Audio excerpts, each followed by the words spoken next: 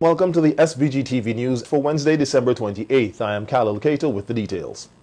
Britain's King Charles paid a heartfelt tribute to his mother, the late Queen Elizabeth II, in his first Christmas broadcast as monarch on Sunday. Speaking in a pre-recorded address from St. George's Chapel at Windsor Castle, where the Queen was laid to rest alongside her husband, Prince Philip, the new king expressed gratitude to the members of the public who had shown love and sympathy in the wake of her death in September. Reminded of the deeply touching letters, cards and messages which so many of you have sent my wife and myself, and I cannot thank you enough for the love and sympathy you have shown our whole family. Christmas is a particularly poignant time for all of us who have lost loved ones. We feel their absence at every familiar turn of the season and remember them in each cherished tradition. In the much-loved carol, O Little Town of Bethlehem, we sing of how in thy dark street shineth the everlasting light. My mother's belief in the power of that light was an essential part of her faith in God, but also her faith in people, and it is one which I share with my whole heart. It is a belief in the extraordinary ability of each person to touch with goodness and compassion the lives of others and to shine a light in the world around them. This is the essence of our community and the very foundation of our society. Sunday's message marks Britain's first annual Christmas Day broadcast not delivered by the Queen since her first message in 1957. In her final Christmas speech last year, she spoke of the passing of the baton to the next generation. King Charles also made indirect reference to the war in Ukraine and the cost of living crisis, speaking of a time of anxiety and hardship as those around the world face conflict and those at home struggle to pay their bills. I particularly want to pay tribute to all those wonderfully kind people who so generously give food or donations, or that most precious commodity of all, their time, to support those around them in greatest need. Together with the many charitable organizations which do such extraordinary work in the most difficult circumstances. Our churches, synagogues, mosques, temples, and gurdwaras have once again united in feeding the hungry, providing love and support throughout the year. Such heartfelt solidarity is the most inspiring expression of loving our neighbor as ourselves. While Christmas is, of course, a Christian celebration, the power of light overcoming darkness is celebrated across the boundaries of faith and belief. So whatever faith you have or whether you have none, it is in this life-giving light and with the true humility that lies in our service to others that I believe we can find hope for the future. The King's speech continues a royal family tradition dating back 90 years. He ascended the throne immediately after the Queen's death in September. His coronation ceremony is scheduled for May 2023. In her Christmas Day message to the nation, Governor-General, Her Excellency Dame Susan Duggan, encouraged Vincentians to carry the true spirit of Christmas always, noting that as a nation steeped in the Christian faith, Christmas serves as a time of spiritual reflection, when we acknowledge the immeasurable love of God in giving us His only begotten Son. We have an obligation to obey the call to love our fellow men at all times by demonstrating always a spirit of caring and sharing and looking out for the less fortunate among us. Since 2020, the extraordinary challenging circumstances faced by our small nation have been many and multifaceted. But despite these challenges, we have managed to pull through and are the stronger for it. It is imperative that we move forward with determination and optimism, appreciating our many blessings, both in our personal lives and the blessings that spread across the nation as a whole. We must find strength in our differences, appreciating the fact that individual differences do not necessarily divide a nation, but importantly, it is how we are able to manage our differences and find unified strength in these differences. Dame Susan says we must also celebrate our achievements because doing so is a reminder that we have what it takes to push the nation forward and to use adversity and disappointments as springboards for renewal. We must also ensure that the peace, love, and hope that come with the celebration of the birth of our Savior throughout these turbulent times remain steadfast. The last 2 years have forced us to make several changes in our routines and our lives. This period of severe challenges has brought new recognition of the importance of family, friends, community, neighbors, as well as an appreciation of the natural elements over which we have no control. At this special time, my thoughts and prayers are with those who have lost loved ones during this trying period. Also, to those who seem to have little or no regard for human life, I implore you to reconsider your ways and use this season of celebrating Jesus' birth to come to an understanding of the high value that must be placed on all human life.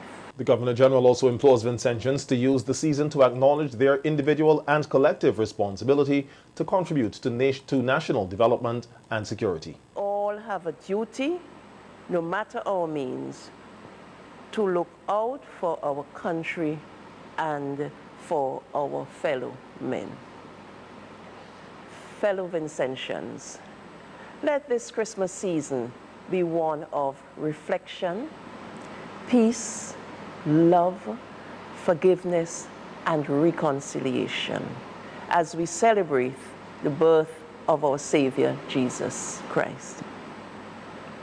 As we usher in the new year, let 2023 be a year of civility, tolerance, and respect, where all Vincentians from all walks of life are willing to work together with pride and dignity, and are able to exercise hearts and their minds for the greater good of all.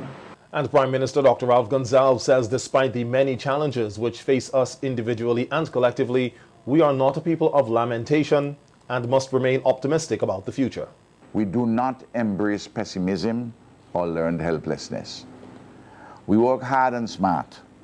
We are improving the quality of our lives, our living, and our production.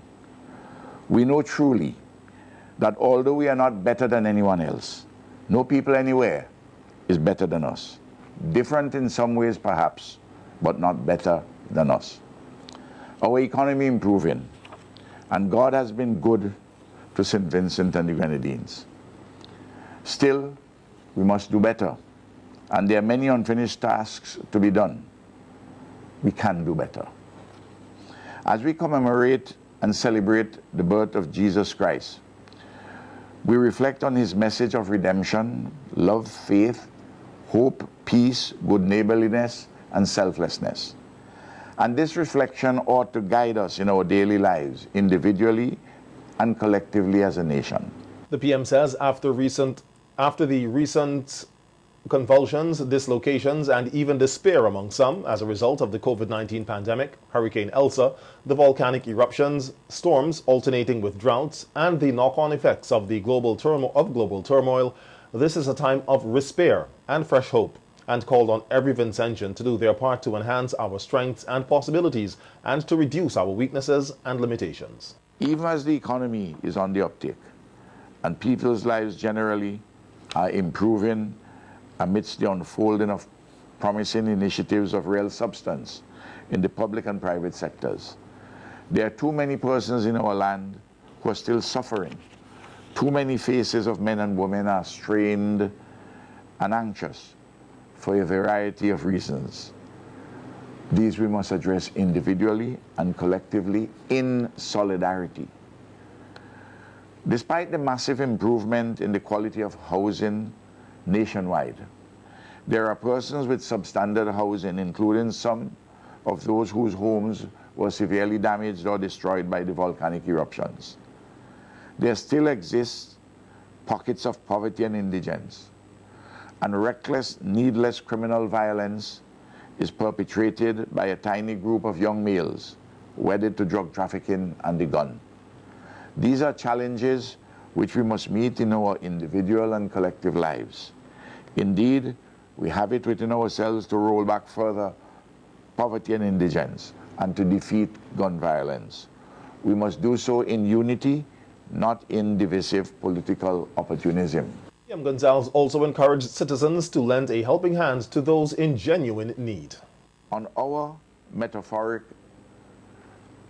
dangerous road to Jericho, we are required to be good Samaritans to those who need our help.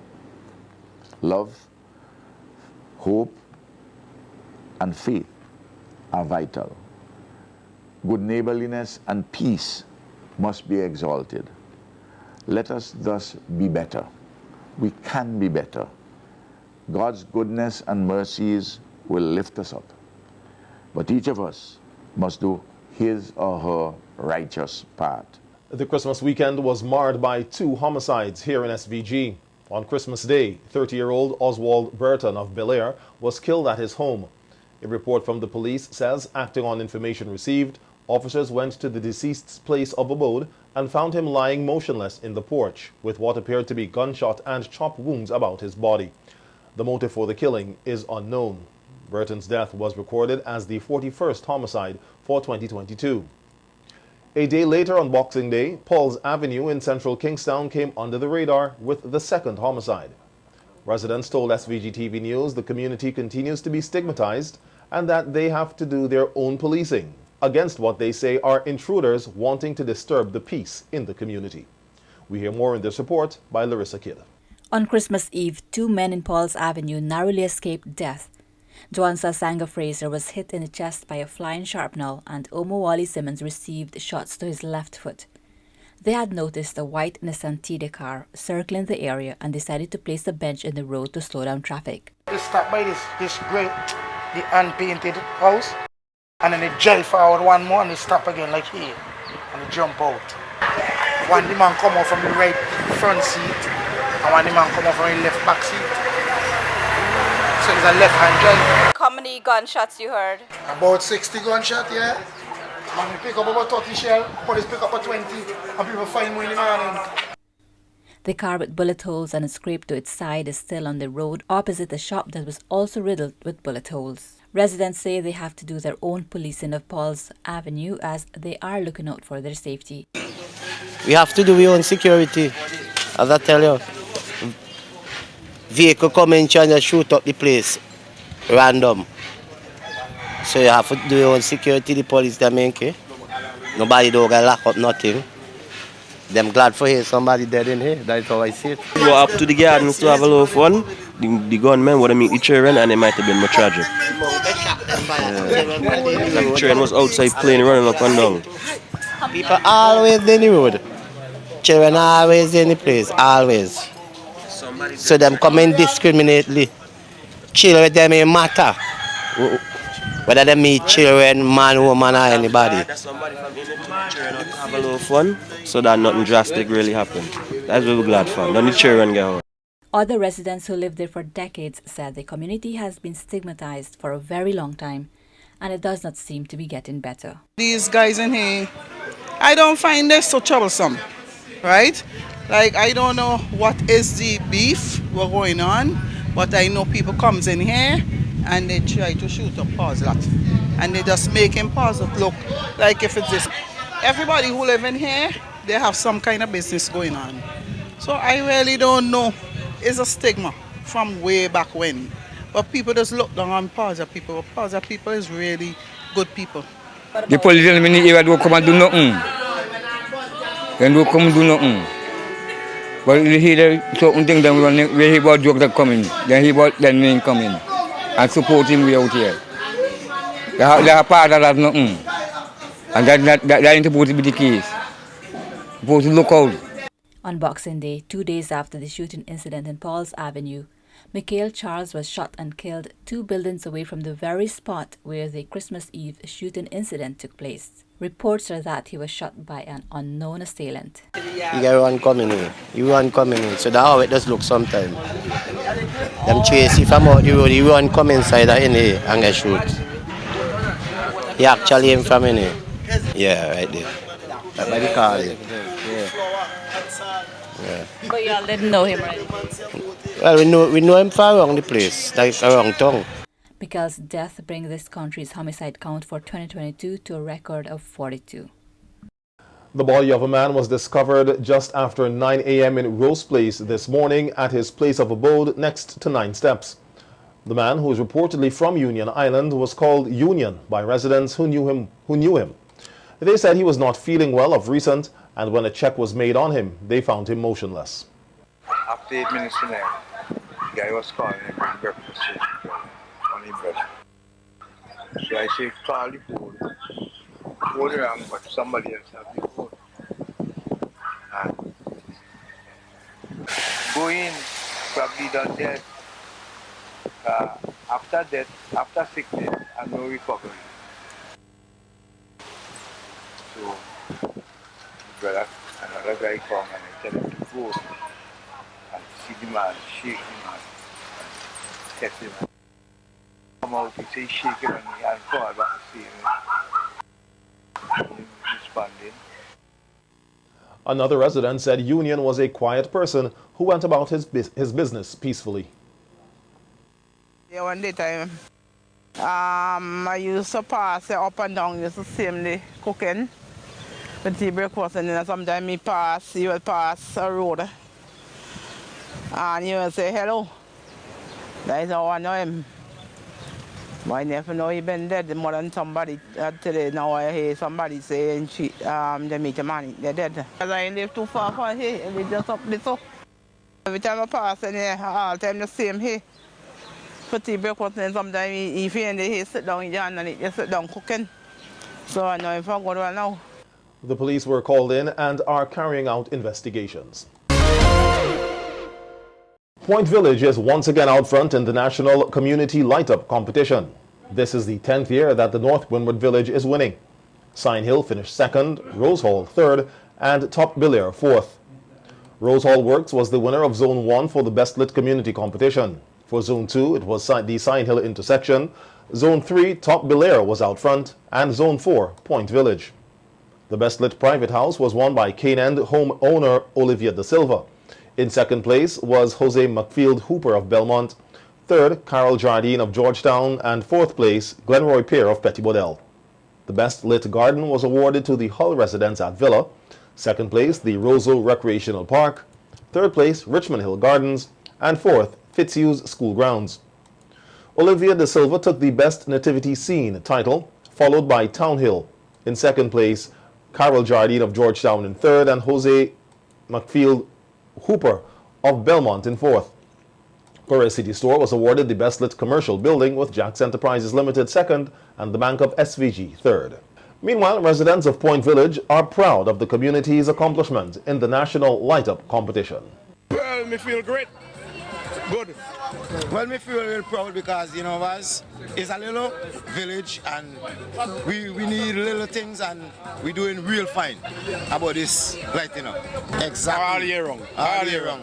We all are just one family. And I think we will never stop until you see that clock reach 12.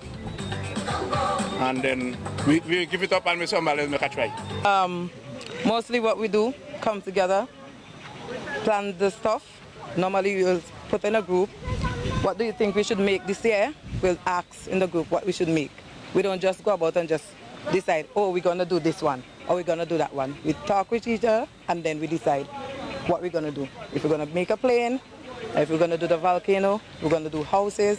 We ask amongst the group what we're going to do, and then everyone pitching with ideas, and we just make them. We started in December because we got the late notice from the 9 morning committee. Everything was running late, so all of this was done in 2 weeks. So you have 2 weeks. No. So how many of you? Okay, there are 3 designers, and I'm the coordinator. I don't design anything. I help to tape the lights, and that's the most I do. Yeah. So the 3 designers do all of this in 2 weeks' time. They do all of this. Our news team also caught up with Prime Minister Dr. Ralph Gonsalves in Point Village, and he described the community light display as extraordinary. I have been, I left this afternoon early at the residence of the Prime Minister. I stopped in Connery, visit people in Byra, played dominoes. I went Chester, spent a long time there. But I left and told the guys. I'd intended to go to Chile up by Flasher, but it was so late that I decided to come to when I go back down Monbentik, I have to pass by a couple of friends, and I meet Gumri down there. But this is extraordinary. Anybody who comes here say they put up lights in other places, they just have to surrender. And I see the jet, Air Canada. I see Air Canada taking off. Oh, it's beautiful. And you know, my security team and I, we were fed with fried fish and madongo, and we even get some to take home. So tomorrow morning, Christmas morning, I'm also having madongo for breakfast. Oh, what a wonderful Christmas. Cane-End homeowner Olivia Da Silva, who won the Best Lit Private Home competition and was awarded the Best Nativity Scene title, said the love and support from her community is what motivates her to compete in the National Light Up competition annually. She said her achievement this year is not just for her, but for the entire Mariaquaw constituency. It's in victory to have 3 first places in this competition 2022 is a marvelous thing, isn't it? Yes, yes, it is. So I obtained a first for Best Lit House. I also obtained a first place for the Nativity Scene and another first place for the National Best Lit House. Yes? So that is calling for a lot of celebrations, right? So we are indeed happy, and these are my friends, and they always come, you know, so God be praised. Well, they are all excited, and they are happy for me, and also happy for the village of Cane-End, you know, in the Mariaquaw constituency. You know, they come by, and because of their coming, they give me the support, and, you know, and they encourage me, and when I am thinking not to do it, they would say, no, you have to do it, you have to do it, you know. So that inspires me, and I just keep on going. Da Silva said that her winning light display this year will be up until January 6th. I entered the Best Lit Private House competition, and I won that one. And also, whenever I do the lights around, I create a nativity scene, you know.